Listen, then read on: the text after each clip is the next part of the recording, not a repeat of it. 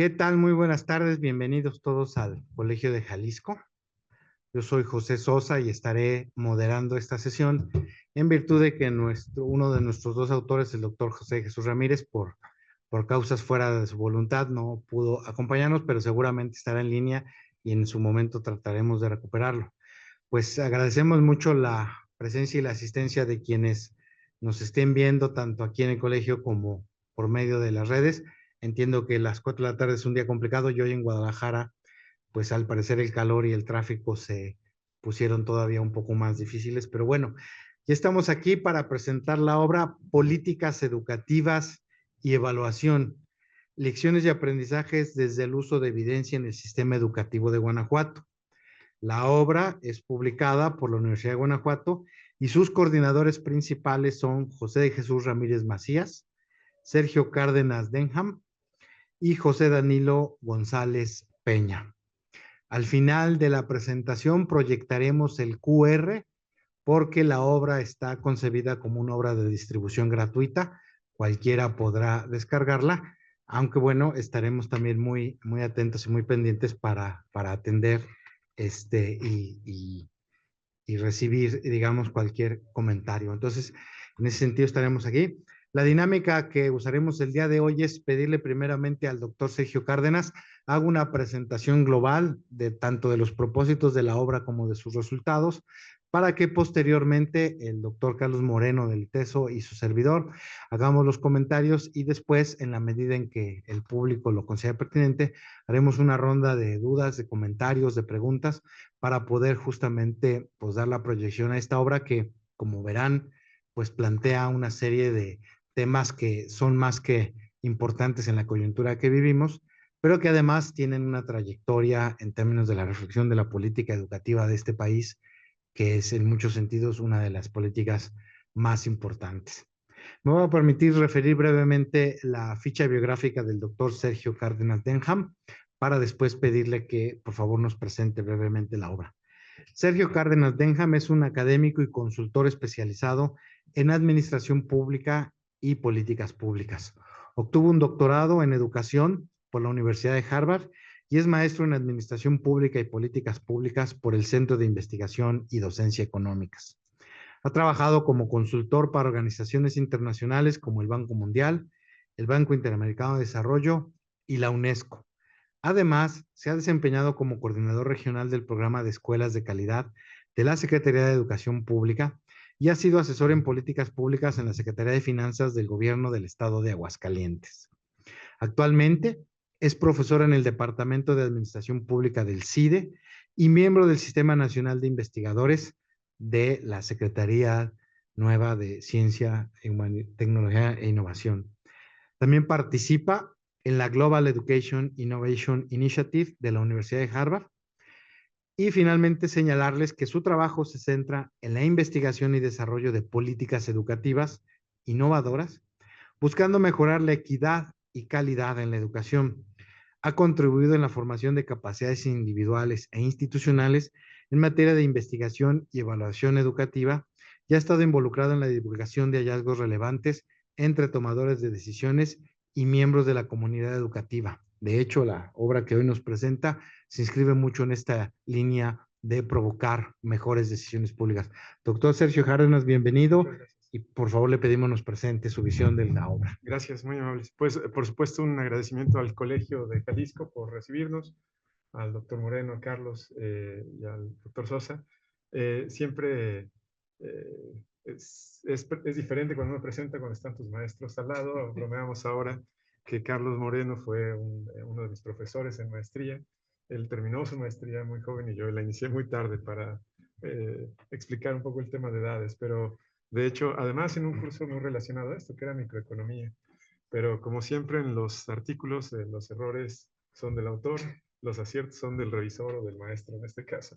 Pero bueno, esto lo hace un tanto más especial.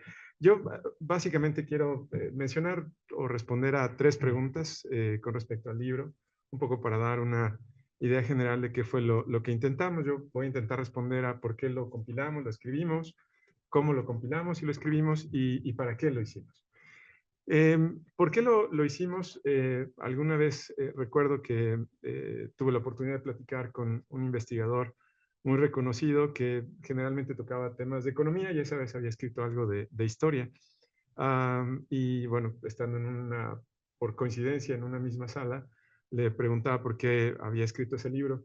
Y yo esperaba una respuesta completa, compleja, que me ayudara a entender por qué en específico ese periodo histórico. Y la respuesta fue muy simple, porque tenía curiosidad, ¿no? Entonces, esto que suena un poco en broma, realmente es una guía finalmente para quienes hacemos investigación.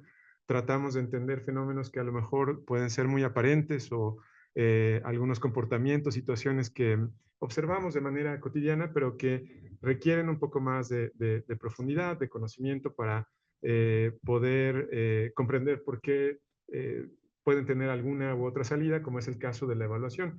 La evaluación yo creo que justo explica esta lógica de curiosidad, porque todos asumimos que, o muchos más bien, asumimos que debe ser parte de un proceso ordenado de diseño, implementación de políticas, parte de un proceso racional.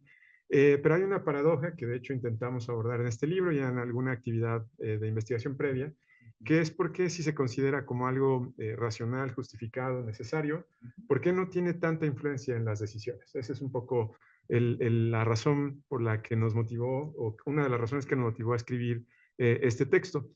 Pensamos que al poder hacer este recuento de experiencias de evaluación y sobre todo analizar algo que pensamos no sucede con frecuencia, que es qué pasa una vez que se realiza una evaluación y esa evaluación cae en manos o queda en manos de personas decisoras. Creímos que ahí había un aprendizaje, es decir, había una posibilidad de identificar ciertos patrones, ciertas decisiones, ciertos comportamientos que nos ayudaran a comprender por qué una evaluación podía o no influir decisiones.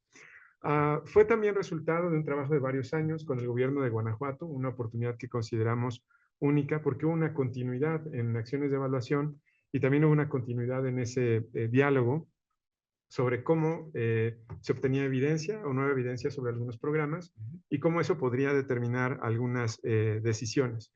Fue un proceso muy dinámico, de mucha interacción, también algo un tanto atípico, de mucho aprendizaje mutuo, que pensamos el libro podía ayudar a concentrarlo y, por supuesto, difundirlo.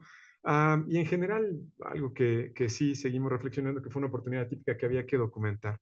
Esa es un poco la razón por la que se escribe el libro. Creemos que aunque hay muchas evaluaciones, hay menos estudios o pocos estudios sobre cómo se usa la evidencia y las evaluaciones, por lo menos en el país.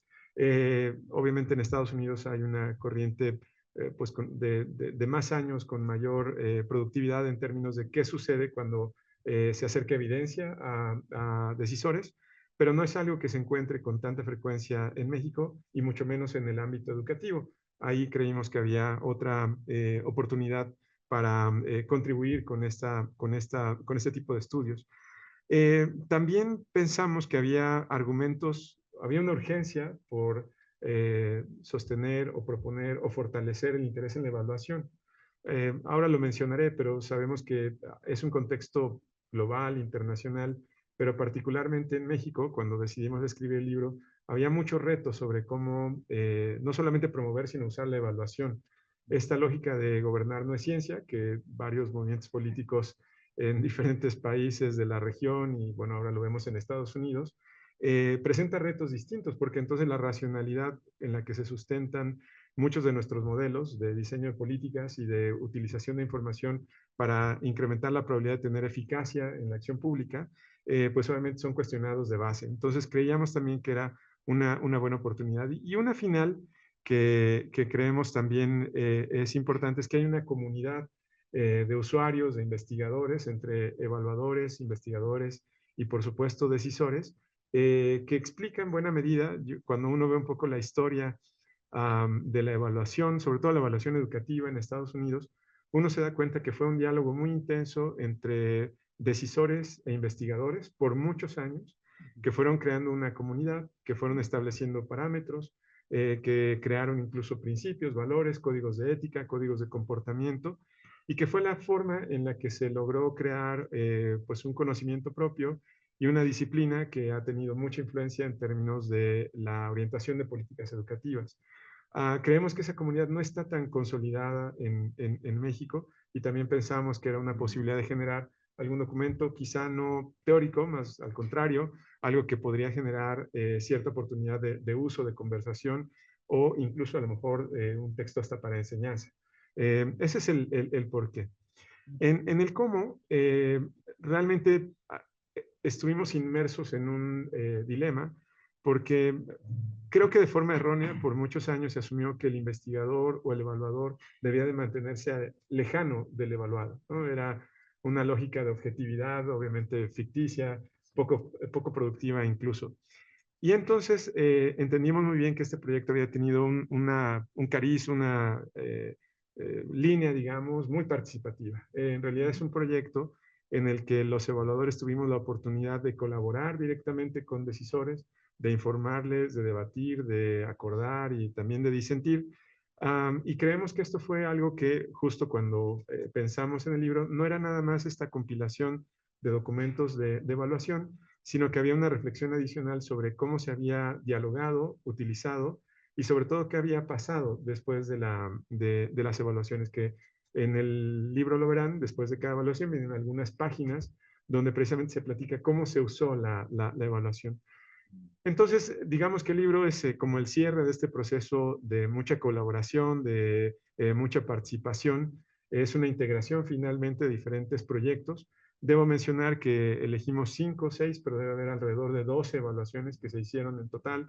Algunas evaluaciones de impacto, por ejemplo, de uso de tecnología, algunas evaluaciones de tutoría, en fin, algunos otros estudios que fueron parte de este proceso, que insisto, uno como investigador le da un valor adicional por la oportunidad de observar cómo este proceso de análisis de políticas se lleva a cabo de una manera integral, ¿no? Desde poder identificar un problema público, obtener información sobre las características de ese programa, pensar en una intervención, evaluar esa intervención y que esa evaluación pueda nutrir estos ciclos de decisiones. Eso es un tanto atípico observarlo. Entonces yo creo que fue pues insisto, un proceso que valía la pena documentar y que se fue construyendo de esa manera. Soledad Castrejón, que de hecho es quien escribe el uso, fue una de las contrapartes dentro de la organización. Esto también, insisto, nos ayuda a identificar cómo es un proceso finalmente de mucha colaboración. El libro también es importante mencionarlo y lo señalamos, no se explica sin un liderazgo muy particular en Educafin, que fue finalmente la agencia estatal que provocó todas estas actividades de evaluación. Es un director atípico, después fue secretario de Educación Estatal, pero que tenía muy claro para qué evaluar y cómo se iba a usar esa evaluación. Y de hecho, en otro texto donde analizamos esta experiencia también un poco más a profundidad, lo que encontramos es un uso bastante sofisticado de la evaluación, es decir, había un liderazgo al interior que comunicaba a todos los integrantes de su organización que la evaluación era importante, que era una evaluación que les permitía mejorar, que era una evaluación que informaba decisiones, pero también tenía usuarios externos de las evaluaciones. Entonces, este es digamos, una característica muy particular de este proyecto que también explica la forma en la que se hace el libro y porque ahora podemos conversar no solamente sobre las evaluaciones, sino también sobre la forma en que se utilizaron. En resumen, bueno, fue un periodo amplio de aprendizaje, es una experiencia un tanto atípica, pero que permitió, insisto, poder cerrar con esta publicación. Y el por qué, ya lo mencionaba un poco, pero vale la pena, perdón, el para qué, lo mencionaba un poco en el por qué, pero finalmente creemos que aún en un escenario muy favorable donde haya interés en la evaluación, existen ciertos retos, ciertas barreras para su utilización apropiada, y había que conocer un poco más sobre, de nuevo, qué factores explicaban que una evaluación quedara en un cajón de escritorio o quedara en una discusión pública que permitiera ayudar a mejorar la acción gubernamental. Hay una anécdota, de hecho, de otra evaluación que hicimos en el 2006, una evaluación metodológicamente muy compleja, se trataba de evaluar la eficacia del programa Escuelas de Calidad.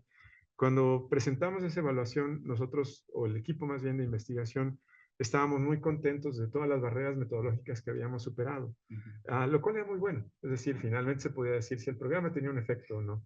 Lo que nunca pensamos fue en los lectores.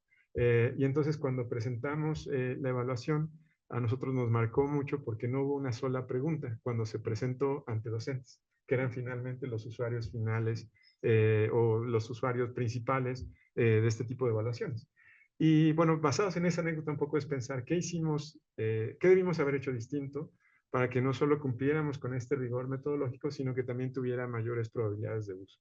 Ese es el para qué. Finalmente, cómo entender cuáles son las decisiones que toma un evaluador, cuáles son las decisiones que toma un funcionario, los intermediarios, los usuarios dentro y fuera de la organización que promueve este tipo de actividades, para que estas evaluaciones puedan tener un mayor impacto, mayor eficacia. Y entonces lo que podríamos pensar en este caso es que buscamos, como cualquier evaluación, generar evidencia que ayude a incrementar la eficacia de los gobiernos. Finalmente, entiendo que es el argumento principal para proyectos de evaluación de programas gubernamentales, cómo hacer que el gobierno sea más eficaz y luego entonces que esta mayor eficacia genere mayor legitimidad, ¿no? Es decir, el ideal es que en esta conversación sobre la necesidad y la conveniencia de evaluar programas que pudiéramos incidir para, insisto, conocer un poco más sobre el proceso de diseño y de implementación de las evaluaciones. También teníamos, quizá con mucho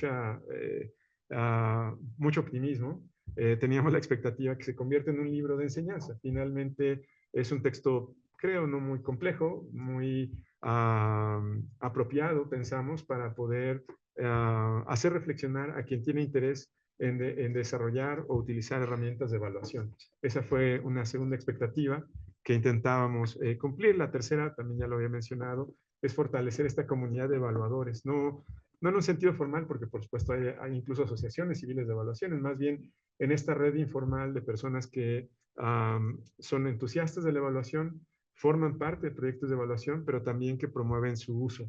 Entonces este era otro para qué, es decir, buscar que este libro pues en cierta forma provocara una conversación entre estos integrantes de esta comunidad.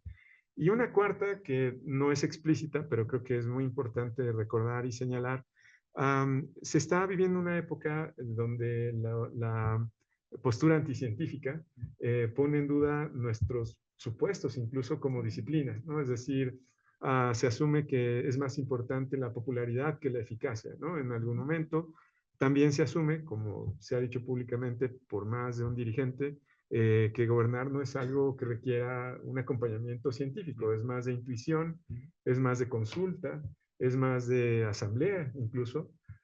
Y eso, desde mi punto de vista, no sé, digo, lo conversamos por supuesto con los coautores, con Jesús Ramírez y con Danilo, creo que es un punto importante. Es decir, en este escenario donde prevalece una narrativa de que no se requiere evaluar porque a lo mejor con sentido común podemos tomar mejores decisiones, pensamos que también había una necesidad de demostrar cómo en un entorno muy positivo, muy favorable, como fue el caso del desarrollo de estos diversos proyectos, hay una posibilidad mayor o una mayor probabilidad de que este tipo de herramientas, este tipo de estudios, de investigaciones, puedan ayudar a que se tomen mejores decisiones en contextos de incertidumbre.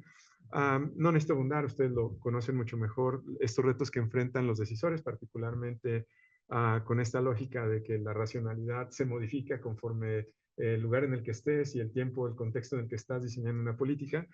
Pero yo creo que el argumento justo corre en ese sentido de saber que ante tanta incertidumbre, la poca o mucha guía que te den este tipo de estudios es importante. Y bueno, ya prácticamente para terminar y por supuesto escuchar los comentarios, que es lo más importante, lo más interesante, solo hacer un recuento. El libro lo que intenta es presentar, tiene un capítulo introductorio, uno de conclusiones, donde hay esta conversación sobre los tipos de uso, los usos esperados y esta discusión sobre por qué o no se utilizan las evaluaciones en procesos de decisión. Después lo que hicimos fue seleccionar estas 5 evaluaciones. Presentamos evaluaciones, por ejemplo, de un programa de movilidad, también un programa contra deserción, un programa de tecnología, un programa de uniformes, es decir, presentamos los reportes tal cual se hicieron, por supuesto, síntesis en algunos casos, pero fue el reporte que finalmente llegó al decisor. Y cada capítulo tiene una pequeña nota escrita por Danilo y Soledad Castrejón, donde ellos hacen un recuento de qué sucedió después del uso o de la presentación de las evaluaciones. Parece un tema menor, pero varios estudios, incluyendo algunos que se hicieron aquí, por ejemplo, en el capítulo de uniformes, había una pregunta de por qué los estudiantes no usaban los uniformes. Muy básica, ¿no? Si estás invirtiendo millones en evaluación, perdón, en un programa de uniformes, ¿qué te dice la evaluación? Y, por ejemplo, salían detalles mínimos, pero era interesante a través de la investigación, donde decían, bueno, es que se les olvidó ponerle un forro, y entonces en diciembre hace mucho frío, y los uniformes deportivos son muy delgados. Entonces, aunque suene básico en este entramado de decisiones gubernamentales, pues a veces lo más básico no tiene el peso que debería. Y entonces eso provocó, por supuesto, un rediseño del uniforme. Otra cosa que sucedió muy básica era que las tallas se tomaban mal. Y entonces, al hacer la encuesta con los estudiantes de qué habías hecho con tu uniforme, te decían, bueno, no lo pude usar porque no me quedó. Entonces son detalles menores, insisto, a veces suena hasta broma, pero se entiende en una dinámica cuando estás atendiendo cientos de miles de personas y eso provocó reacciones. Esto replica algunas experiencias que han sucedido, por ejemplo, en Colombia, si no mal recuerdo, donde se diseñó un programa que buscaba dar recursos para que los padres inscribieran a sus hijos a la escuela. Y en la evaluación se dan cuenta que una de las razones por las que no tenía tanta eficacia, tanto impacto este programa, es porque se pagaba después de la inscripción. Entonces el padre tenía que conseguir dinero pagar y luego se le llegaba el dinero posteriormente. Entonces dijeron, evidentemente no es así. Hay que dar el dinero antes y que entonces puedan inscribir con el costo que podría tener de que alguien lo inscriba. Cuando hacen eso, el programa modifica. Lo que quiero poner son como ejemplos muy básicos de cómo, aunque se asuma que el sentido común y la consulta y esta idea de sensación quizá de que estoy haciendo lo correcto es absolutamente insuficiente cuando uno está tomando decisiones que afectan a miles de personas. Y bueno, en el capítulo de cierre, básicamente es retomar esta conversación sobre los tipos de uso, características de esos tipos de uso, los tipos de uso que se observaron en general con las evaluaciones que se analizaron, de nuevo solamente como una reflexión de qué sucede y qué determina que las evaluaciones puedan ser utilizadas en procesos de decisión que sabemos tienen gran complejidad.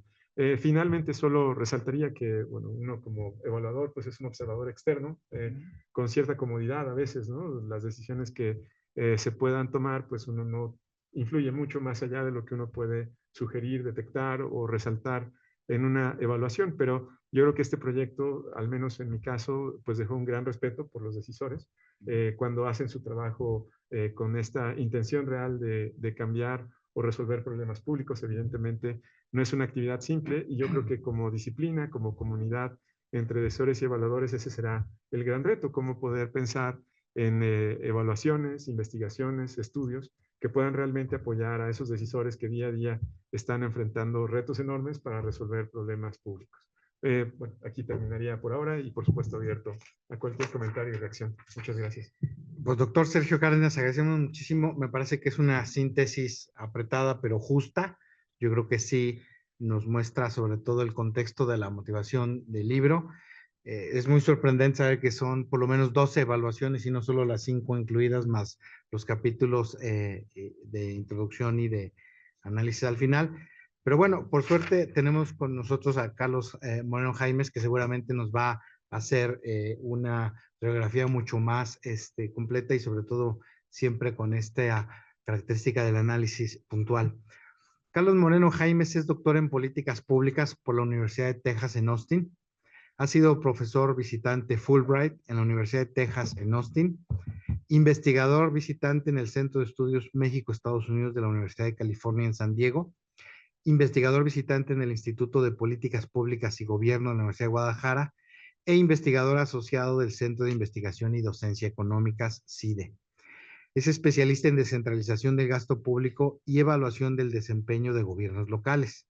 Ha sido consultor para el Banco Mundial, para el Banco Interamericano de Desarrollo, BID, para el Programa de Naciones Unidas para el Desarrollo, PNUD, así como para diversas instituciones públicas en México, incluyendo al hoy lamentablemente extinto Consejo Nacional de Educación de la Política de Desarrollo Social, CONEVAL. Seguramente Carlos lamentará esta situación. Entre sus obras destacan, por ejemplo, los libros Democracia Electoral y Calidad Gubernativa, El desempeño de los gobiernos municipales en México de 2007 y Seguro Popular y Federalismo, un análisis de política pública, publicado por el CIDE en 2014, entre otros muchos capítulos y artículos en revistas con arbitraje internacional y con trascendencia no solo en el ámbito académico, sino también en el ámbito de la práctica gubernamental. Durante 6 años fue jefe del Departamento de Estudios Sociopolíticos y Jurídicas del ITESO, donde actualmente se mantiene como profesor investigador. Carlos, bienvenido y muchas gracias por tu participación. Gracias, querido Pepe. Muchas gracias y buenas tardes a todas y a todos. Bueno, la verdad es un gusto estar aquí para comentar este libro, Políticas Educativas y Evaluación, Lecciones y Aprendizajes, desde el uso de evidencia en el sistema educativo en Guanajuato. Y pues es especial porque este espacio me permite reencontrarme con gente que hace muchos años que no veía, evidentemente con Sergio Cárdenas, con quien pues compartimos aulas hace ya algunos años en la División de Administración Pública del CIDE, obviamente con Pepe Sosa, el doctor José Sosa, que hacía también añísimos que no veía. Y bueno, pues desde aquí también aprovecho para enviar un saludo muy afectuoso a mi colega y amigo, el doctor Jesús Ramírez, quien entiendo que no pudo estar de manera presencial, pero pues le mando un abrazo, un saludo muy afectuoso hasta Guanajuato. En fin, no conozco personalmente al doctor José Danilo González, uno de los coautores del libro, pero bueno, pues me complace mucho conocerlo a través de esta obra. Y bueno, pues inicio por decir que celebro mucho la publicación de este libro. Yo personalmente considero que es una contribución fundamental para quienes nos dedicamos al análisis y evaluación de políticas públicas. Como ya el doctor Cárdenas comentaba en su intervención, el libro tiene como objetivo identificar los factores que limitaron o potenciaron el uso de la información y de la evidencia en la evaluación de los siguientes 5 programas educativos en el estado de Guanajuato. Uno fue el diseño de un programa de movilidad académica. En segundo lugar, el problema del abandono escolar y cómo afrontarlo. La implementación de un programa de tutorías académicas, la evaluación de un programa de entrega gratuita de uniformes escolares, de lo que ya platicabas ahorita, y la evaluación de un programa de inclusión digital. Bueno, pues son todos programas en el ámbito de la educación pública, pero pues digamos muy diversos, tanto en sus métodos como en su enfoque específico. Yo, como ya mencionaba el doctor Sosa, yo he tenido la oportunidad de participar durante varios años y coordinar proyectos de evaluación de programas públicos a nivel municipal, estatal y federal, lo que me ha permitido observar de cerca las complejidades del uso de la información y la evidencia en la toma de decisiones gubernamentales. Desde esta experiencia encuentro que el contenido del libro es especialmente útil para quienes se están formando en el campo del análisis de las políticas públicas en general, aunque, como ya comenté, la obra se enfoca particularmente en el sector de las políticas educativas. Su utilidad reside no únicamente en describir los objetivos y los mecanismos de intervención de cada programa, sino también en abordar los retos metodológicos para recabar la información, la manera de convertir esta información en evidencia relevante para la toma de decisiones y sobre todo las repercusiones del proceso de evaluación sobre la dinámica de las organizaciones responsables de operar los programas. Uno de los aspectos que yo más valoro es la perspectiva que ofrece sobre el uso de la evidencia en el diseño y ajuste de políticas. En lugar de suscribir la visión tradicional, que asume que la evidencia debe ser un insumo directo para mejorar la eficacia gubernamental, los autores muestran cómo en la práctica la evidencia no siempre cumple esta función. Las organizaciones destinatarias de las evaluaciones operan bajo una racionalidad limitada y enfrentan invariablemente restricciones políticas e institucionales que condicionan el impacto real de la información disponible. Esta reflexión me parece central para comprender los retos que enfrentan quienes buscan influir en el diseño y mejora de políticas. Otro punto que considero particularmente valioso es la estructura de cada capítulo. No solamente presentan los hallazgos de las evaluaciones realizadas, sino que también incluyen al final de cada una de estas evaluaciones un comentario sobre los cambios que las evaluaciones generaron en las organizaciones responsables de los programas analizados. Este enfoque es clave porque permite no solamente conocer los resultados de la evaluación, sino también entender su impacto real en la implementación y ajuste de las políticas evaluadas. Es común encontrar estudios que se centran exclusivamente en el análisis de los datos, sin considerar el efecto que estos estudios tienen en las organizaciones que los utilizan. El libro, en cambio, nos brinda una visión más integral del proceso. Desde una perspectiva metodológica, es destacable la combinación de métodos estadísticos y cualitativos de las evaluaciones presentadas, el uso de datos existentes, la aplicación de encuestas nuevas, entrevistas, grupos de enfoque, observación directa. Todas estas técnicas permitieron construir un análisis robusto y profundo de los programas evaluados. La diversidad metodológica es clave no solamente para comprender los efectos cuantificables de los programas, sino también las dinámicas institucionales y los procesos de implementación que determinan su funcionamiento. En un campo como la evaluación de políticas, existe la tentación de depender exclusivamente de indicadores cuantitativos, pero el enfoque integral que utiliza o que adopta esta obra, pues resulta en un aporte metodológico significativo.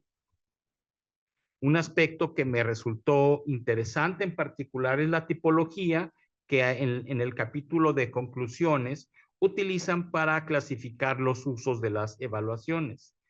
Los autores se basan en un artículo publicado a inicios de los 80 por Leviton y Hughes.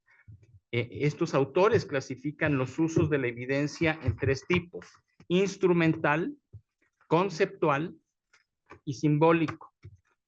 El uso instrumental se refiere a cómo los programas efectuaron cambios en sus mecanismos operativos y en ocasiones estratégicos a partir de la evidencia recabada durante la evaluación.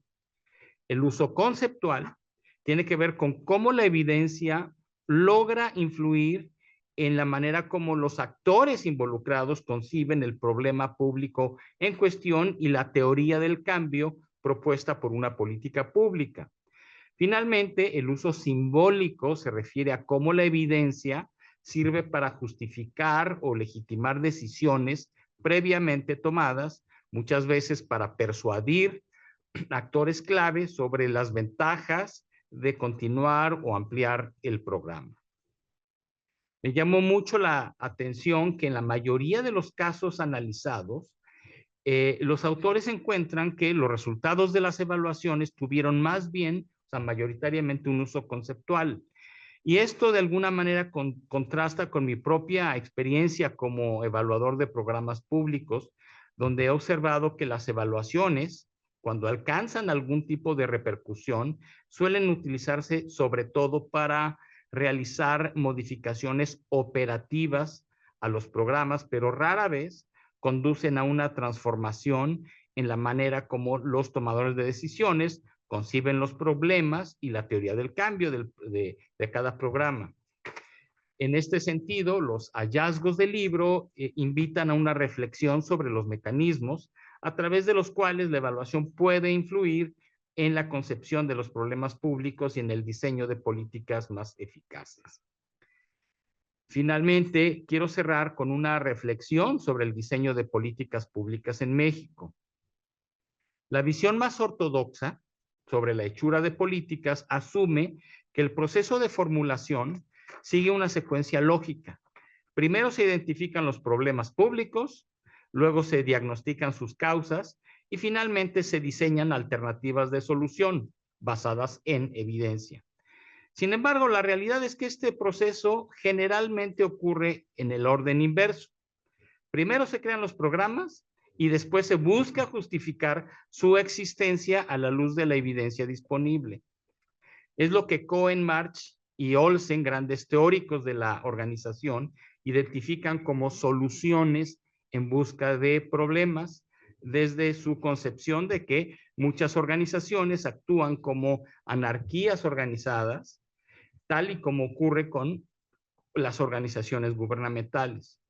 Este libro me parece que confirma esta dinámica y nos muestra a partir de evidencia empírica cómo las evaluaciones de programas pueden servir no solo para mejorar su implementación, sino también para legitimar decisiones que ya fueron tomadas. Reconocer esta realidad es fundamental, me parece. En síntesis, y ya para terminar, Políticas Educativas y Evaluación es un libro imprescindible para quienes buscan entender cómo se utiliza la evidencia en la formulación y evaluación de políticas públicas. Su perspectiva crítica, su rigor metodológico y su enfoque en el impacto real de las evaluaciones lo convierten en una lectura fundamental para académicos, estudiantes, funcionarios públicos y tomadores de decisiones. Muchas felicidades y muchas gracias. Muchas gracias. Pues como era de esperarse, los comentarios del doctor Carlos Moreno siempre permiten dar un contexto y una perspectiva más amplia y sobre todo no perder de vista que a final de cuentas se trata de un ejercicio académico que siempre está incidiendo en la práctica gubernamental y que es muy frecuente, ¿no? Y la experiencia de Carlos ha sido muy rica en ese sentido, demostrar estas interrelaciones donde a veces lo académico se disuelve o se confunde, pensando que la evaluación solo debe servir a los propósitos públicos y no reconocer también la propia utilidad que tiene en términos de la producción y actualización del conocimiento. Entonces, en ese sentido, me parece que el comentario ayuda mucho a entender y a proyectar y dilucidar la obra, ¿verdad? Bueno, yo he venido a hacer aquí la labor tanto de moderador, pero yo también traía mis comentarios, digamos, mi preocupación. Yo brevemente me presento, soy José Jesús Sosa López, estudié la licenciatura en Administración Pública, orgullosamente antes que Carlos Moreno, entonces es un programa en el que seguramente fuimos echando a perder para mejorar y entonces, como pueden ver con Carlos, las cosas salieron siempre mejor. Después estudié mi doctorado en Gobierno y Administración Pública en el Instituto Ortega y Gasset y a lo largo de mi trayectoria he combinado el paso por espacios académicos con sobre todo la práctica gubernamental. Recientemente concluí una experiencia en la Auditoría Superior de la Federación, donde tuve a mi cargo el desarrollo de una nueva metodología, que espero pronto comentarles. La Red IGLOM y el Colegio Jalisco me darán quizás la oportunidad muy pronto de presentar los avances de una guía de auditoría operativa en materia de control interno y gobernanza. Pero bueno, dicho esto, yo sí quisiera abonar, digamos, en varios temas la trascendencia del libro, ¿no? Aunque tengo la ocasión de decirle, y algo que no les habíamos compartido ni al doctor Ramírez ni al doctor Cárdenas, es que afortunadamente y casi de manera virtuosa llega este libro sobre evaluación justo en el momento en el que el Colegio de Jalisco ha suscrito un convenio de colaboración con la Academia, con la Asociación de Evaluadores Mexicanos, ¿no? El sucedáneo de que todo el mundo esperó que de Coneval, la comunidad de evaluadores, finalmente se conformara como un gremio, ¿no? Como una práctica profesional. Hace pocos días el Colegio de Jalisco presentó justamente la suscripción de esto. Entonces, el libro que queremos depositar en la biblioteca seguramente será también un punto de referencia para esta práctica y otra vez seguir incidiendo como ustedes en los comentarios previos señalaron, seguir fortaleciendo a esta comunidad de evaluadores, no solo porque tiene una función intelectual o académica importante, sino sobre todo porque su contribución es práctica, ¿no? Su contribución es práctica, aunque estemos en momentos oscuros de la preferencia por el 90% confianza y 10% capacidad, que es un poco el telón de fondo de todas estas discusiones sobre, como bien decía Carlos, las anarquías organizadas. Pues no. Yo en muchos sentidos, sí quisiera plantear, digamos, que la trascendencia del libro reside en varios temas, porque yo la verdad es que sí quería preguntarles abiertamente, eh, seguramente en algún momento vieron la posibilidad o la tentación de hacer más bien un manual, ¿no? Porque el libro tendría todas las evidencias, no tiene la estructura, pero tiene todos los elementos para que si alguien quisiera formular un manual, ¿no? ¿No?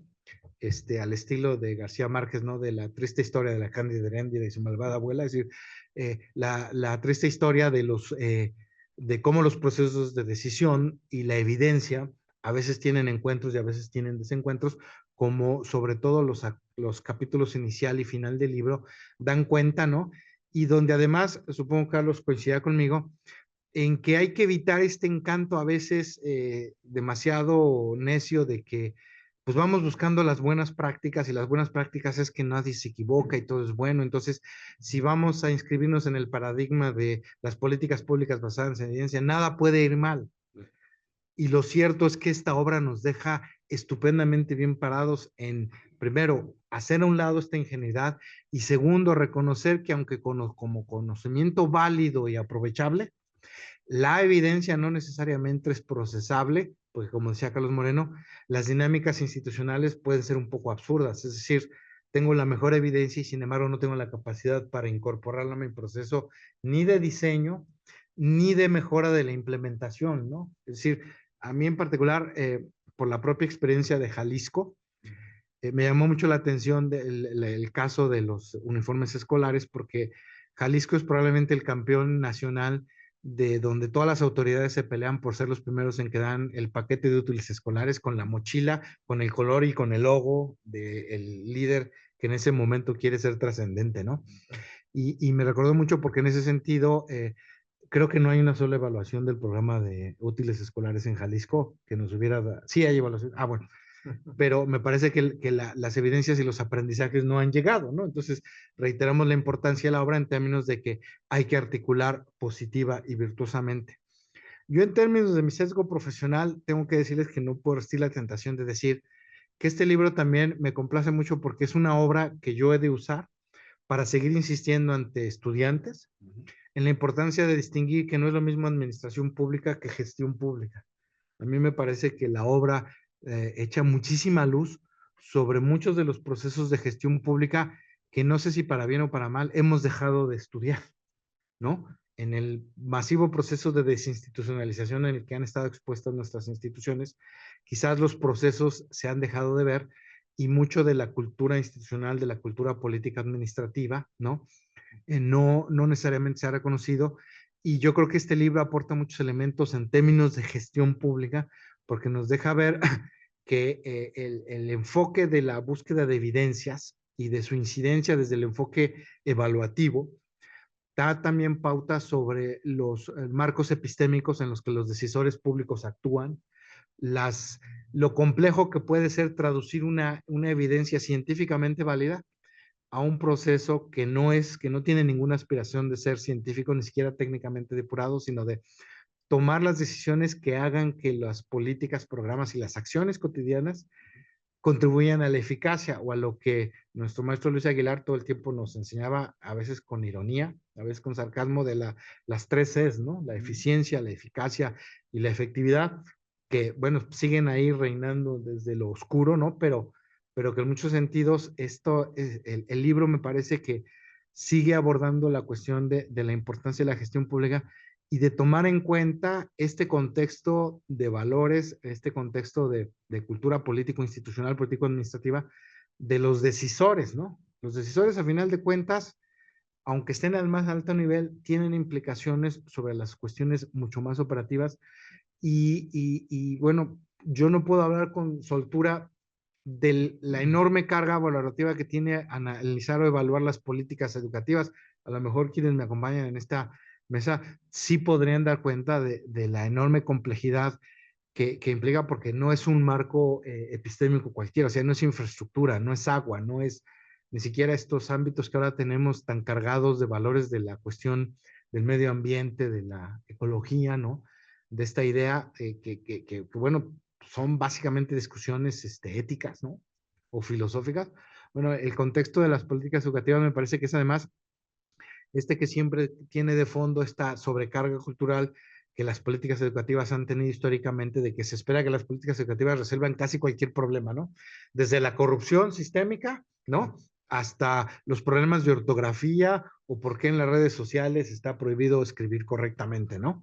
Entonces, en ese sentido, decía yo, no podía limitarme, resistir la tentación de comentar de que es un libro que sin duda alguna parte de la administración pública y de las políticas públicas, pero arroja una cantidad importante de evidencias en términos de gestión pública, en temas que yo creo que tienen que ser, la academia tendríamos que revalorar nuevamente el campo de la gestión pública, sobre todo en términos formativos, ¿no? En términos de la formación de los futuros decisores, de los decisores actuantes, y también en muchos sentidos de la recuperación de las experiencias de los anteriores decisores, ¿no? Creo que ya no se acostumbra mucho tener esta especie de generación de todos los secretarios de educación como que auspiciaban al secretario de educación en funciones, ¿no? Me parece que también hay un tema que abarca otros elementos. Ahora bien, por lo que tiene que ver, digamos, propiamente con la obra, y en ese sentido reiterar lo que quienes me anteceden la palabra han señalado, la obra sí tiene, digamos, una gran posibilidad de ser aprovechada, porque no es necesario leer la obra, digamos, de principio a fin para entender su utilidad, sino yo por eso le veía el gran potencial de manual.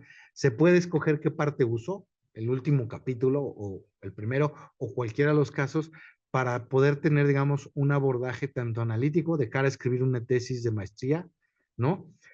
Como en términos de qué errores evitar al momento de rediseñar, de actualizar una política, un programa, y pensando incluso, y esto ya es una aspiración, digamos, un poco quizás fuera de lugar, en que sean los propios gestores públicos los que estén interesados en producir las evidencias, sistematizarlas, ¿no? El campo de la evaluación sí está orientado a ello, pero a mí me parece que muchas de las cosas que nuestra cultura político-administrativa en América Latina nos ha quedado de ver es justamente la sistematización de la propia experiencia y de la propia vivencia. Hace unos días comentaba con algunos colegas peruanos la baja tradición que tenemos en general en nuestros países de escribir memorias, ¿no? De escribir memorias en términos de cuáles fueron tus experiencias, cuáles fueron tus vicisitudes, tus virtudes, ¿no? Este legado, ¿no? Digo, no se trata de que todos escriban el Ulises criollo de José Vasconcelos, pero sí me parece que hubo en el pasado, y puedo, por ejemplo, citar las memorias de Isidro Favela, ¿no? Que sí recoge, digamos, muchas de sus experiencias como educador y como diplomático. A mí me parece que ahí también la gestión pública ha quedado de ver, porque los evaluadores se enfrentan al enorme problema de construirlo todo y de luego de presentarlo para que cobre sentido para el decisor, y quizás el decisor tendría que reflejar también un poco, ser un poco más honesto, transparente y decir las condicionantes que te llevan a ello, ¿no? Quizás ahora vivimos tiempos de contraste donde podemos más fácil identificar cierto tipo de orientaciones, ¿no? Pero a mí me preocupa que esas orientaciones siguen siendo un debate filosófico y no bajamos a los debates que para mí son más importantes, que son los debates estrictamente instrumentales. ¿Por qué escojo esta herramienta? ¿Por qué la uso de esta manera? ¿Y por qué espero que produzca este resultado, aunque no me lo produzca? Y en ese sentido, quien toma este libro, la buena noticia es que al final de la presentación vamos a proyectar el QR para que quien lo esté escuchando lo pueda bajar, lo pueda tener, al margen de que aquí pues tenemos algunos ejemplares. Digamos, vamos a poder, digamos, identificar cómo la producción de evidencias, que es lo que este libro sobre todo nos permite entender, constituye un proceso incluso de diálogo social, ¿no? Diálogo social del beneficiario, diálogo social del gestor y diálogo del evaluador, que buscando esta aplicabilidad de sus hallazgos pueda generar un proceso más amplio. Por eso digo que me llamó mucho la atención el ejemplo de los uniformes escolares, ¿no? Porque, insisto, hay muchas experiencias donde, como decía Carlos Moreno, el programa ya está definido, lo único que se busca es evidencia para justificarlo, incluso aunque no atienda a los propósitos de quien impulsa el programa, ¿no? Cualquier resultado es bueno siempre y cuando sea resultado, ¿no? Y compenetrarse en la discusión de las evidencias a mí me parece muy importante. A mí, a diferencia de Carlos, me llamó mucho que en la bibliografía utilizaran a Carol Weiss, ¿no? Es decir, que era la gurú, era la referencia obligada, ¿no? En términos de evaluación, y que retoman, incluso, digo, toman sus obras de los años 80, pero toman un artículo de 2005 que supongo que ya escribe con algunos de sus discípulos o alumnos, ¿no? Y que trae mucho de cuenta de que al final de toda esta evolución, la evaluación no ha perdido, por lo menos conceptualmente, esta capacidad de generar contrastes y de justamente enriquecer el ejercicio de la práctica gubernamental, ¿no?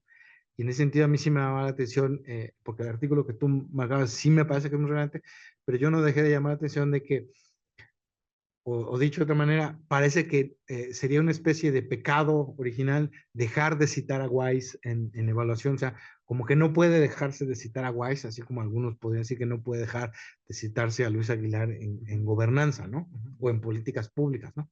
Pero en ese sentido, yo encuentro que el libro, aunque sí parte, digamos, de ese reconocimiento, va y proyecta algunas cuestiones que a mí me parece que son fundamentales.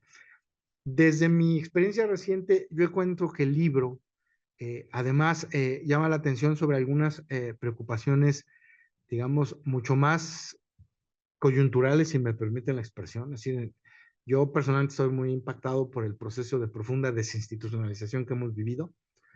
Me parece que además es terrible la desaparición de Coneval, es terrible la desaparición en general de muchos de estos procesos, ¿no? Sin embargo, el libro muestra que la fortaleza de la comunidad y la fortaleza de las herramientas no nos obligan o no hacen indispensable tener una institución que lo avale, ¿no? Espero que podamos decir lo mismo cuando hablemos de transparencia y de rendición de cuentas, ¿verdad? Que no sea necesario tener una institución garante para que los derechos se mantengan vigentes, ¿no? Entonces, en materia de evaluación me parece que el libro muestra, digamos, la fortaleza de las herramientas y la posibilidad, sobre todo, de mantener vigente el ejercicio en los espacios académicos. Por eso creo que el libro, retomando las propias frases de ustedes, es una referencia obligada en términos de que va a demostrar cómo, incluso en contextos tan diferenciados como pueden ser el estado de Guanajuato o la experiencia de Jalisco o la de cualquier otra parte del país, ¿no? Pueden mantener la idea de que los procesos de política pública, la figura del decisor público ha de seguirse manteniendo, digamos, como un elemento central. No importa si este decisor público es alguien con una trayectoria de 30 años en el sector o es simplemente alguien a quien ahora se le encarga, por las razones que sean, seguir adoptando estas decisiones. Entonces, a mí me parece que sí hay importantes contribuciones que deberíamos de resaltar en ese sentido. Yo sí creo que el libro debemos reseñarlo, no solo para divulgarlo, sino también para mostrar, digamos, estas otras pautas en las que puede incidir, porque creo que puede ser una herramienta muy útil para, digamos, el abordaje incluso de otros campos de política pública. Pienso yo, por ejemplo, la necesidad del abordaje para el tan importante análisis, por ejemplo, de los problemas de las políticas territoriales, ¿no? Que es además uno de estos que va siempre sobre el eje de la descentralización, ¿no? Es decir, hace unos días discutía con una doctorante si una autoridad nacional puede decir que tiene políticas territoriales. Dice, pues es que depende, porque ¿a qué le llamamos territorio? ¿Es solo una variable, una categoría? ¿O es realmente la descripción de las condiciones en las que las personas viven y trabajan? Entonces es ahí, digamos, a mí me parece que esto de las evidencias puede dar cuenta de cómo, por ejemplo, en términos de la discusión, por ejemplo, de la evidencia estadística, ¿no? De los ejercicios sólidos que se hicieron por obtener evidencia estadística, pero sin embargo en muchos casos solo llegamos al nivel de municipio, ¿no? Entonces, ¿qué pasa cuando bajas a los AGEF? Ahora está muy de moda la SAP, ¿no? Las zonas de atención prioritaria. Entonces, resulta que una colonia que no tiene servicios públicos, pues tiene una estructura completamente diferenciada de percepción del ciudadano y de indicadores de inseguridad, de bienestar, ¿no? Porque no se ajusta a la estructura de la estadística del municipio, porque en esa colonia ocurren cosas muy diferentes. Les cuento un estudio que está por publicar la Universidad Autónoma de Baja California sobre qué pasó con la colonia que está junto a la nueva garita que se va a abrir en Tijuana. Tijuana ya va a tener una tercera garita. Es la colonia, la zona de atención prioritaria, colonia, se llama Nido de Águilas. Y era tan difícil, tan complejo proponer un proceso de cambio social, y la verdad es que esto tendría los tonos de denuncia, que prefirieron construir un puente encima de la colonia para que la garita no tuviera que sufrir los impactos de la vecindad con la colonia. Entonces, el que vaya a cruzar por esa garita 1000 metros antes va a tomar un puente y la colonia va a estar debajo y va a aterrizar en el territorio americano. Entonces, fue un proceso de exclusión territorial, a pesar de que la Universidad Autónoma de Baja California hizo un trabajo sistemático de 18 meses, incluso ya durante la construcción del puente, para demostrar que era necesario incorporar a la colonia en esa infraestructura de carácter binacional. Pues no, así no ocurrió porque había, digamos, mucha prisa.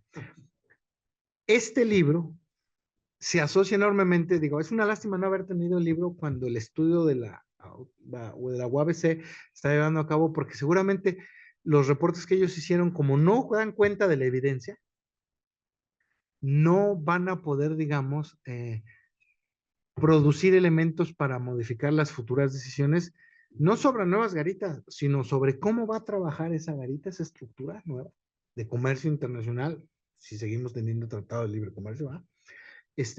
Sobre estos impactos. Entonces, en ese sentido, yo, y con eso voy, digamos, un poco concluyendo, creo que sí es muy importante y muy relevante valorar no solo, digamos, el resultado efectivo de haber hecho evaluaciones y de haber sistematizado sus hallazgos, sino, como bien decía el doctor Moreno, creo que es muy importante retomar la dimensión metodológica y lo que decía el doctor Sergio también de, pues, cómo tiene estos efectos conceptuales, ¿no? Cómo les impactó las evidencias para reconceptualizar y no solo modificar, digamos, la estructura operativa del programa.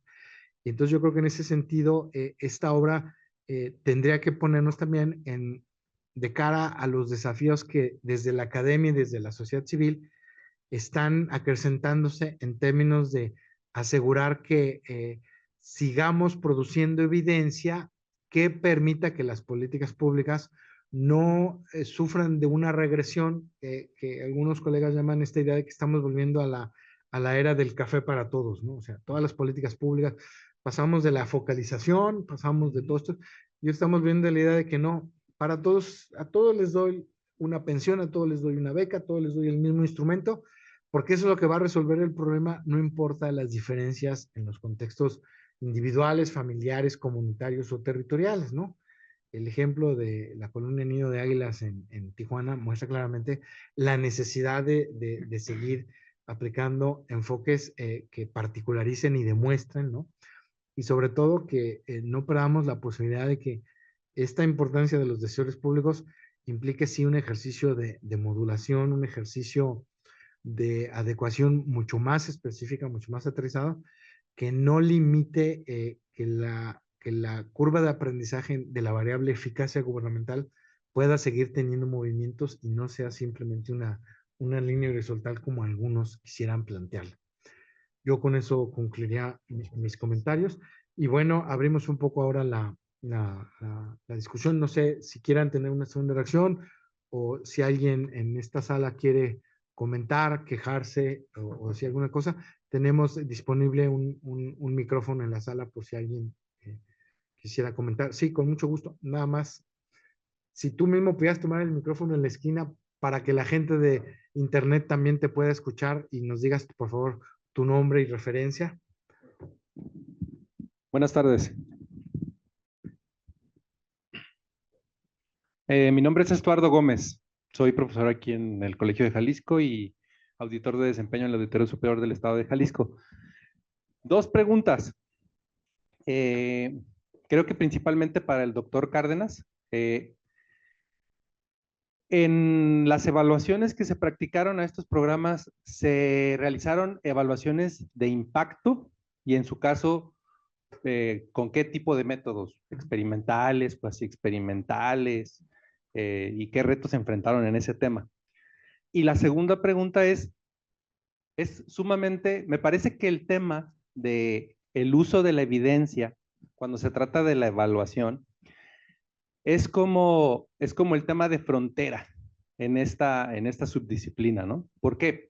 Porque los efectos de la evaluación se pueden interpretar también como efectos o impactos de una intervención. O sea, la evaluación, ¿qué efecto produce en la toma de decisiones?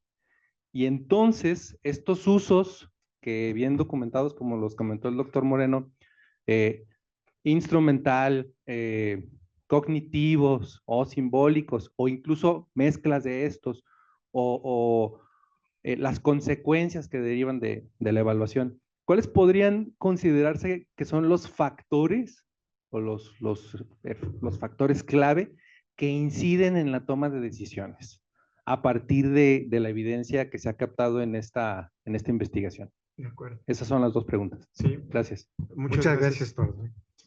Adelante. Gracias, sí. Bueno, del tipo de evaluación, la mayoría eran más considerados como una acción entre monitoreo y finalmente encontrar información muy inmediata que permitiera que los decisores pudieran cambiar rápidamente los programas. Sin embargo, sí se hizo una evaluación, se hicieron 2 evaluaciones de impacto, una del programa de becas, que creo que no se incluyó. Ahí esencialmente era saber si los apoyos que daba Educafin, el gobierno estatal, tenían un efecto en abandono escolar. No la incluimos, realmente nos enfocamos más, yo creo que lo leyó muy bien el doctor Moreno, bueno, también el doctor Sosa, esta idea de presentar diferentes metodologías y donde era más factible observar los resultados o el uso inmediato de la evaluación. Pero bueno, esa se hizo, ahí fue un diseño complicado, los dos fueron cuasi experimental porque por las reglas de operación de los programas no permitían tener tu grupo control, tratamiento, tu contrafactual, era muy difícil excluir estudiantes, eran de aplicación prácticamente universal. Y en ese primero lo que hicimos fue utilizar, por coincidencia, tiene un nombre raro, es CEDESHU, si no mal recuerdo, era la Secretaría de Desarrollo Social y Humano, si no mal recuerdo. Ellos habían hecho un censo de beneficiarios de sus programas. Entonces, en esta lógica que seguramente han vivido también el doctor Sosa y el doctor Moreno, de tratar de encontrar datos que te permitan encontrar una información pre-programa o pre-intervención, pudimos utilizar ese censo que había utilizado, o al menos parte del censo, como una línea base, y luego hicimos un levantamiento donde pudimos imputar, o bueno, más bien artificialmente crear un grupo de comparación, y se trató de observar. Los efectos eran pequeños, de hecho, y parte del problema es que nos faltaba potencia estadística porque eran grupos pequeños si uno separaba por tipo educativo y nivel. Integrando, que también tenía su discusión metodológica porque no es lo mismo un currículo de secundaria que de primaria, ahí es donde podíamos tener un poco más de potencia estadística y había este efecto pequeño. El otro estudio que hicimos de tipo de evaluación de impacto fue Educafin, el gobierno del estado decidió entregar tabletas a estudiantes y fue un programa prácticamente universal, fue bajando de media a secundaria, si no mal recuerdo. Y algo que dijeron es, bueno, ya los entregamos, es decir, ellos tenían muy claro que había una brecha digital, es decir, de acceso, ¿no? Y había una discusión sobre cómo pasar a reducir brechas de uso, que es una historia completamente diferente. Y si le hacemos caso a la evidencia sobre tecnología educativa, por eso los programas terminan como basura tecnológica, porque reducimos el acceso, o sea, sí tienen la tableta, pero luego, ¿qué hacemos con las tabletas? Es donde viene el problema. Y entonces, en esta dinámica tan favorable que tuvimos con ellos, nos decían, bueno, ya que tenemos los equipos entregados y tenemos equipos disponibles, ¿qué podríamos hacer para ver potenciales usos? Y una idea que surgió, de hecho, de repente parecía ocurrencia, pero eran sesiones muy largas para tratar de encontrar cómo mejorar los programas. se decidió crear un programa de tutoría digital, que de hecho Cuauhtémoc, que está aquí, él sabe bastante del tema. Y lo que se dijo es, bueno, si ya van a tener equipo y conectividad, ¿por qué no les vinculamos con un estudiante, si no mal recuerdo, de educación superior, que los acompañe durante sus estudios a distancia? Es decir, se reunían, si no mal recuerdo, era Google Meet o Skype, alguna aplicación, y entonces se convirtió en un programa, una especie de piloto, laboratorio de tutoría digital para estudiantes que no tenían ese capital cultural en la familia y que a través de este tutor se podrían mejorar desempeño en matemáticas, me acuerdo. De hecho, los estudiantes eran de ingeniería. Como todo fenómeno social, bueno, la evaluación se hace y encontramos que no hubo efecto. También era una muestra pequeñita, no había tanto recurso para hacerlo amplio, pero al complementar la parte cuantitativa con la cualitativa, surgió un hallazgo muy interesante. Los tutores reportaban que más que necesitar o requerir acompañamiento matemático, había temas socioemocionales. Y entonces decían, es que mira, yo me hago la sesión y en lugar de que me pregunten sobre un problema de álgebra o algún problema curricular, digamos, en realidad me platican de los problemas que tienen en su escuela. Y bueno, esto pasa en cualquier programa, ¿no? Donde a veces en la implementación, pues cambia completamente el sentido. Y entonces entendimos por qué obviamente no se observaba un efecto en aprendizajes, es decir, un poco la evaluación nos dijo que no hubo ese efecto en lo que se había diseñado, pero por otro lado se encontró una necesidad importante, es decir, había una demanda de los estudiantes para pensar en un acompañamiento socioemocional. Y después Educafin se metió mucho a ese tema, no necesariamente por la evaluación, pero son las dos evaluaciones de impacto que se hicieron con ellos. Algunos se complementaron, por ejemplo, en el caso de tutoría, en el libro sí viene el tema de uso, justo sobre el tema, se reparten las tabletas y luego había que indagar para qué se usaban. Y un porcentaje importante decía que para actividades lúdicas, ¿no? Otros decían, bueno, mira, yo por lo que hago en la escuela curricularmente, una tableta no me resuelve, me resolvería una PC o una computadora. En fin, se fue complementando, pero son las dos evaluaciones de impacto. Con respecto al uso, de hecho, yo creo que Carlos detectó un buen punto en términos de uno de los principales retos que no, al menos yo, y habría que en su momento conversarlo con Jesús y por supuesto con Danilo, no encontramos cómo usar una tipología más local, más fuera del contexto americano, ¿no? Entonces, tropicalizada tal vez. Bueno, Danilo hace un esfuerzo, de hecho, si ven el capítulo de cierre, el instrumental lo divide y habla de instrumental superficial e instrumental profundo, ¿no? Es un poco como ese ejercicio de adaptación. Pero Carlos, al mencionar esto, detecta uno de los retos principales donde no tenemos una tipología propia. Si la hay, al menos yo no la identifiqué, puede haberla, pero una tipología propia de uso. Y entonces, por eso, digamos, de manera muy eficiente, nos ayuda mucho recurrir al uso instrumental, simbólico, y el de conocimiento, ¿no? o de comprensión. Yo creo que en general en el análisis funciona, es decir, lo instrumental realmente se puede clasificar. Cuando vean las tablas del capítulo de cierre, de repente parece que se cruzan, ¿no? Es decir, podría pensarse que la división no es tan clara, pero creo que con las entrevistas que se hicieron sí es factible observar cuáles son los tipos de usos que se observan.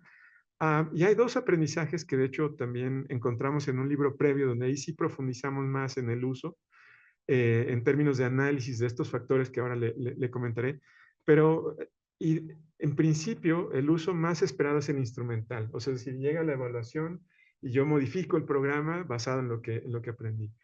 Sin embargo, algo que nos dejó este caso es dos cosas. Uno, y esto fue un tema de mucha perspicacia del director de esta agencia, que en realidad era un uso dinámico y sustituto. Él podía usar la misma evaluación y al interior le daba un uso instrumental y luego iba al Congreso y le daba un uso simbólico, y obtenía más recursos. Entonces, un poco lo que ya no profundizamos porque en su momento no habíamos captado ese comportamiento y habría que regresar, ya no lo hicimos, pero era cómo tú puedes hacer un uso estratégico, es decir, se espera un uso estratégico de la información, pero si usas esta tipología, el ver cómo una persona decide qué tipo de uso impulsar para que avance una agenda de políticas es algo muy interesante que realmente lo detectamos, pero ya no lo analizamos a profundidad. Y en general lo que sabemos, y se menciona en el introductorio brevemente, casi siempre hay muchos modelos para explicar qué funciona, pero la que más clara tenemos es que es una especie de oferta-demanda. Entonces, por ejemplo, les daba esta anécdota de la evaluación del 2006 que tuvo poco uso, es que era un documento demasiado técnico que no provocaba conversación. Entonces, las características de la propia evaluación marcan si se usa o no. Si tú tienes un usuario determinado, que también eso, Carlos, y seguramente el doctor Sosa le ha tocado, a veces hace la evaluación sin pensar en quién la va a leer, ¿no? Sucede. También el tipo de información, la reputación de quien presenta.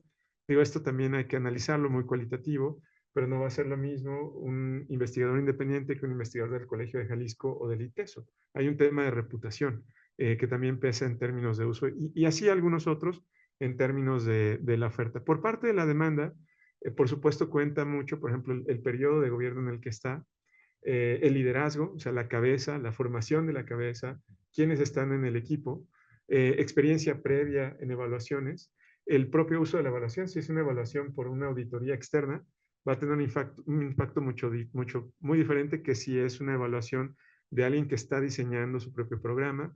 Si es un programa que ya heredas en tu gestión, también hay otra característica. Entonces, un poco, y en el libro, en la parte introductoria viene, estos factores, digamos, que interactúan para poder pensar en este posible uso ideal, pensando en un uso ideal donde realmente asumimos que hay una comprensión y una intencionalidad de aprovechar esa evidencia para que tu agencia funcione mejor.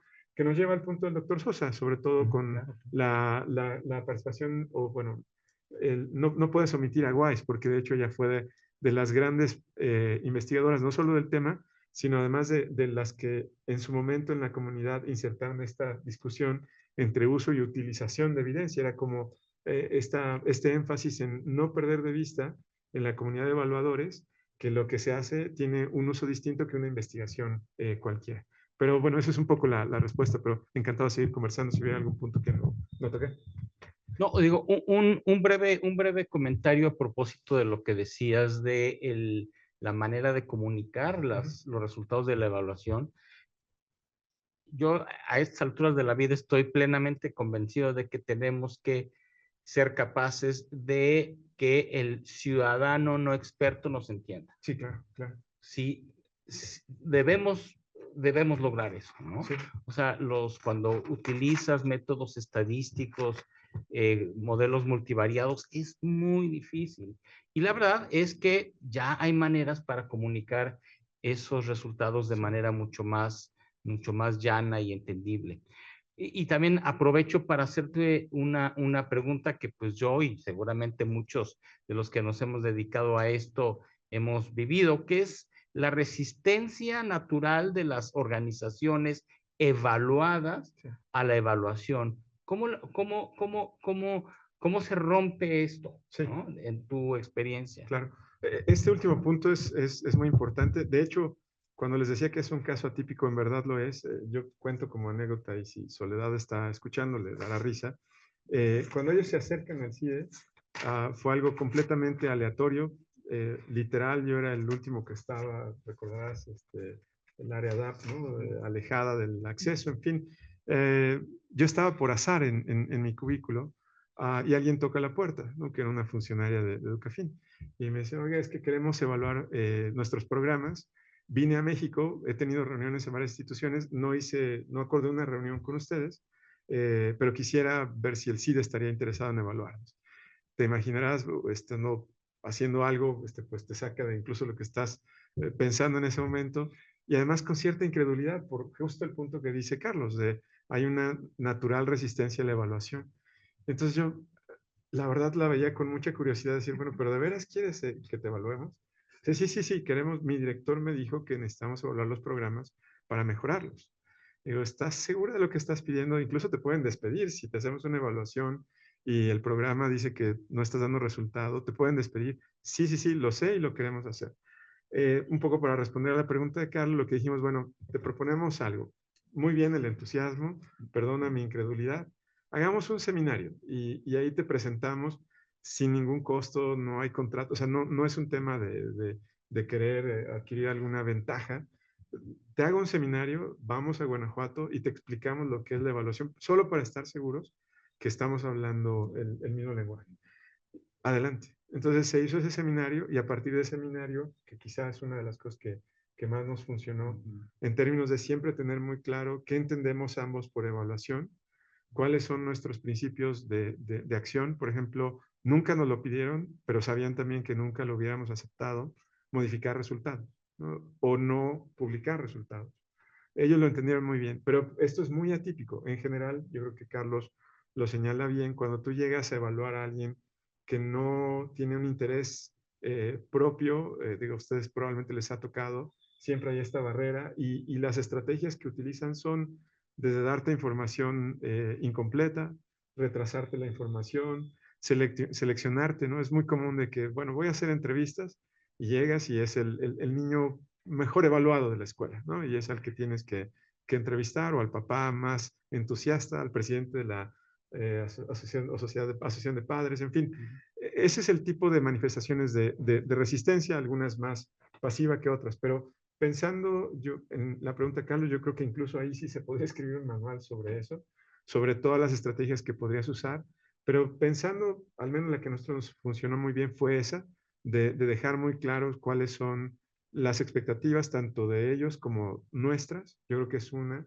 La segunda que platicábamos con Carlos un poco al inicio, esta lógica de poder verte como par, o sea, finalmente tú estás haciendo, es como si alguien te invita a su casa y llegas y empiezas a señalar algo que no funciona, pues la relación no va a llegar muy lejos, ¿no? La amistad se va a acabar pronto. Acá más bien es asumir que quizá tú sabes más que ellos en algunas cosas, pero ellos saben mucho más del programa y saben mucho más probablemente del problema. Entonces es esta lógica muy de cooperación de pares, que incluso era un poco lo que decía Weiss, precisamente pensando en lo que el doctor Sosa señalaba, esta lógica de entender que hay una acción de cooperación. Y yo creo que al final es un tema de confianza, o sea, entender que también leer muy bien cuál es el contexto político. Yo debo confesarlo y es público, cometí un error algún día emitiendo una opinión con base en una evaluación a un medio que lo usó de una manera distinta. Afortunadamente, el director de la agencia estaba, o bueno, de esta organización, estaba muy enterado de la evaluación, y entonces pudo ante medios explicar lo que yo no logré, que es justo lo que pone Carlos, de tenemos que como evaluadores entender quién es ese lector versado o no versado en el tema y también entender cuáles son los posibles usos de la información, porque por una razón muy simple, esto en terreno político técnicamente puede ser muy sólido, pero también en terreno político puede acabar con una intervención que sí funciona, ¿no? Entonces el costo es alto. Pero digamos, es un muy buen punto el que señala Carlos. Yo creo que de verdad se podría hacer un manual, por lo menos quizá un buen recuento de cuáles son esas experiencias del evaluador que permite esta colaboración. Quizá, y especulo un poco, yo creo que habría que retomar mucho de la investigación, sobre todo en Estados Unidos, cuando había esta conversación entre evaluador, se argumentaba que había una separación entre investigadores y evaluadores, no se asumían como lo mismo. Y justo era porque los evaluadores tenían esta preocupación de cómo pensar en el usuario, ¿no? Es decir, un poco, yo lo diría, un poco jugando con el lenguaje medio cuasi funcionarios, ¿no? Poniéndome un poco en el lugar del decisor, qué es de lo que yo puedo hacer, qué le puede ayudar, aun cuando pueda jugar un poco, obviamente con estándares éticos muy rígidos, jugar un poco con los métodos, jugar un poco con esta rigidez en el diseño, pero que pueda garantizar un mejor uso. Seguramente hay más, pero creo que al menos de la reflexión que hemos tenido, y seguramente Jesús tendría otras ideas sobre este punto. Jesús incluso es muy crítico sobre el tema de cierto tipo de métodos y cómo esos métodos te alejan. De hecho, una parte del introductorio lo menciona, o sea, un autor, si no me recuerdo, es Pabst, precisamente donde dice, a veces los métodos, en lugar de acercarte, te van a alejar de los decisores. Entonces, hay toda una conversación justo de cómo se sumarían diferentes factores que son los que ayudarían a que la evidencia tenga un mejor uso. Adelante, por favor. Temo, sí.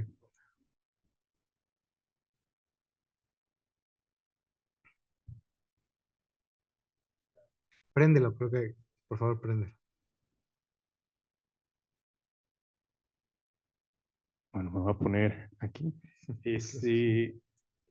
Buenas tardes, mi nombre es Cuauhtémoc, vengo justo de la Secretaría de Educación del Estado de Jalisco. Y bueno, yo tengo 3 intervenciones, un comentario, una petición y una pregunta. Voy a iniciar con el comentario. Tuve la oportunidad de leer, y como mencionaba el doctor José Jesús Sosa, algunos de los capítulos entrelazados, no todo, la verdad, pero sí algunos de los capítulos. Y justo este comentario va en el capítulo 1 del tema de movilidad estudiantil. Justo varios de los temas que se ven en este capítulo, y para ser muy preciso, el tema de capital viajero, y después en los comentarios de Soledad, el tema de estos escalones de experiencias internacionales. Como comentario solamente, nosotros en el programa de la Red Talento, justo en Secretaría de Educación, justo ahorita que estamos en temas de planeación, de hecho tomamos en cuenta estos 2 y ya otros, pero ahorita para ser muy puntual, estos 2 términos o estos 2 aprendizajes que se publican en este libro para nuestra planeación aquí en Jalisco. Entonces eso como comentario. Como petición, justo, y digo, ya lo hemos platicado con el doctor Sergio Cárdenas, pero también los que están involucrados aquí, los que nos están escuchando y los demás. A ver, desde la Dirección de Ciencias Exactas y Habilidades Mentales de la Secretaría de Educación, ahorita que esta pregunta el doctor Carlos, nosotros también estamos buscando esta parte de ser evaluados. Nuestros programas que básicamente impactan a estudiantes de educación básica y media superior, justo estamos buscando estas alianzas para poder documentar y sistematizar mucho de lo que nosotros hacemos. Así que ahí está la invitación abierta a cualquier interesado. Ahí estamos con gusto de ser evaluados. Y ahora sí, la pregunta que va un poquito relacionada a la persona anterior, pero quizás precisar un poquito.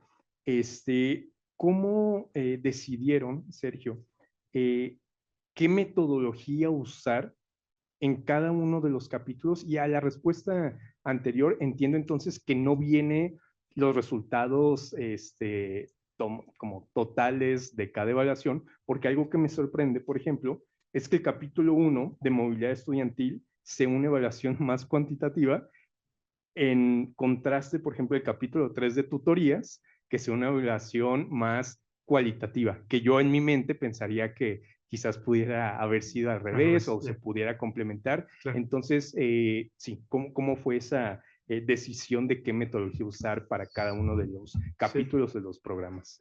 Ese es muy buen punto, y otra vez nos lleva a esta lógica de una condición atípica, porque en realidad lo que a nosotros nos planteaban era la necesidad. Por ejemplo, el programa de movilidad académica lo estaban iniciando, arrancando, y un poco lo que ellos decían, necesito saber un poco más del programa, y a veces nos pedían incluso ayudarles a lo mejor en un tema medio simbólico, a explicar por qué esto es importante. Es decir, ellos tenían ciertos datos y cierta información, digamos, local, sabían que era importante arrancar un programa así, y nos decían, bueno, necesito que me ayudes a reforzar esto que sabemos, y también necesito saber ciertos detalles sobre quién se benefició con ese programa, que de hecho es el objetivo principal de ese capítulo. ¿Qué determinaba el método? Era una conversación. Obviamente nosotros en este caso sí teníamos la última palabra, en buen sentido, es decir, la parte del método, escuchábamos cuál era el requerimiento. Ellos podían decir, oye, pero yo necesito saber un poco más de si hubo o no un efecto, quiero saber un poco más de procesos. Y era un equipo muy ágil. Nuestra contraparte era muy ágil. Si nosotros pedíamos, por ejemplo, grupos de enfoque, ellos generalmente o obtenían el recurso para hacerlo, o encontraban algún actor local o algún grupo local que pudiera ayudar. Es decir, había como una cooperación importante para poder hacerlo.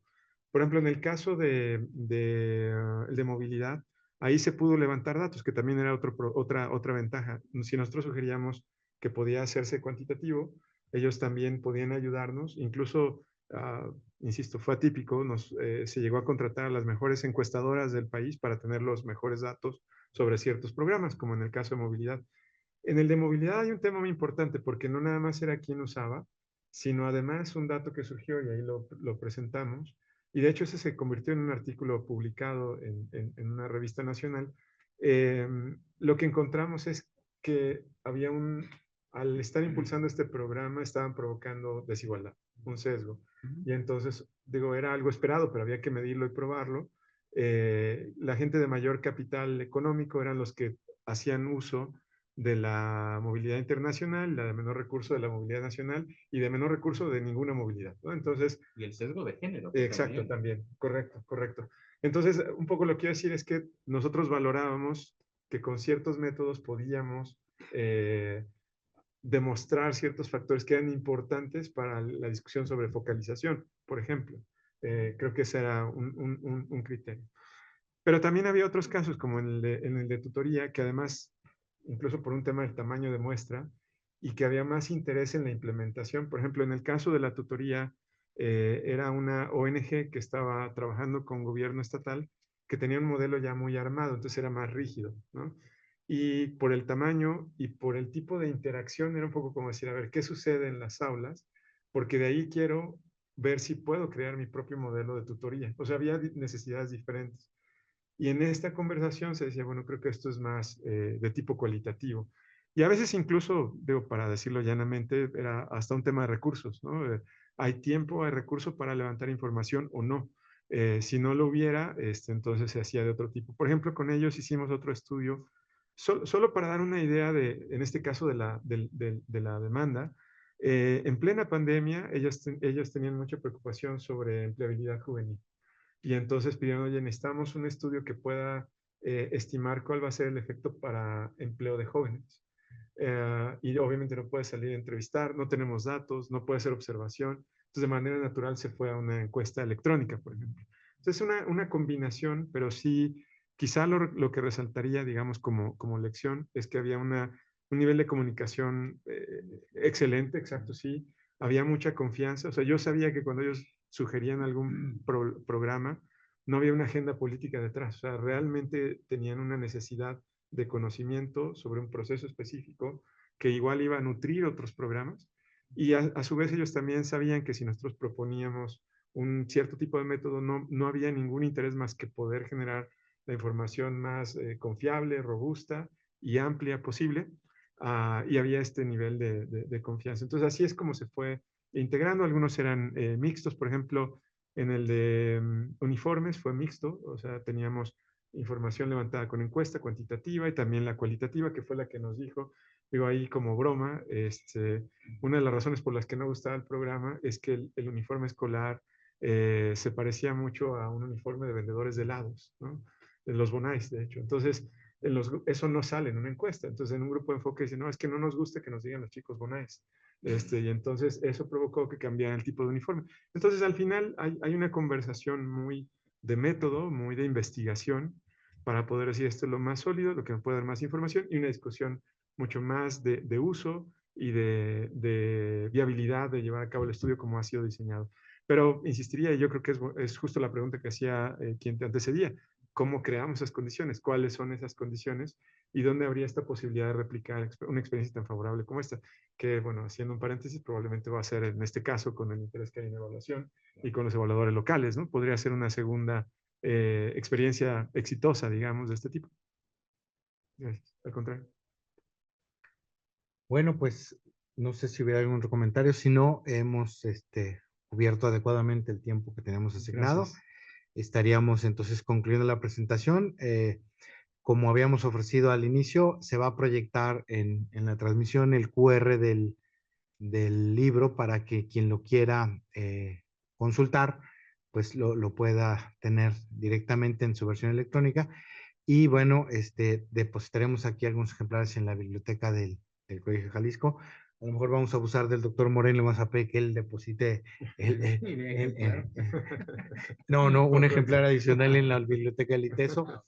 Y bueno, pues sin más, a nombre del Colegio de Jalisco, pero también a nombre de los autores de la obra y los participantes, agradecemos mucho su presencia y participación y pues que tengan muy buenas tardes. Muchas gracias.